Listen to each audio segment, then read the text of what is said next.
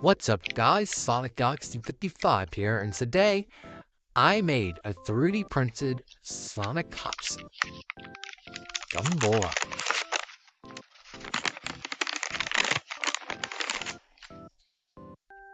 There it is.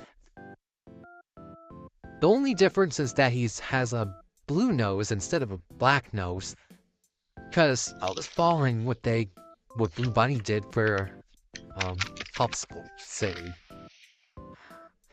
There it is.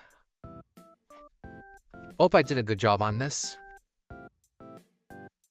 I gave him a white smile. And I also gave him green gumball eyes. I didn't want to put like the little circles, like the little pupils on his eyes, because I'm following what Blue Bunny did once again.